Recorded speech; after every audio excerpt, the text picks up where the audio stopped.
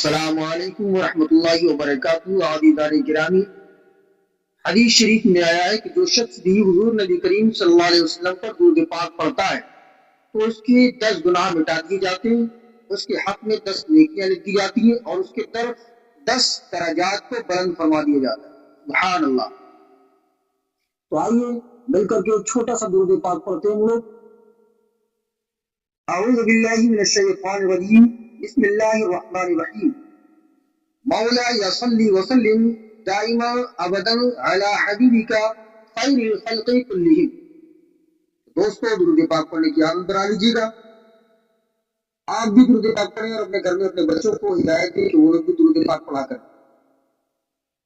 دوستو، اگر یہ ویڈیو اچھا لگا ہے تو لائک کمنٹ کریں، شیئر کریں، بنے رہیں ہمارے ساتھ۔ چند حاضر ہوں گے اچھی سی تعلیمات اور معلومات کے ساتھ، تب تک کے لیے اجازت چاہتے ہیں۔ شکریہ۔ السلام علیکم ورحمۃ اللہ وبرکاتہ۔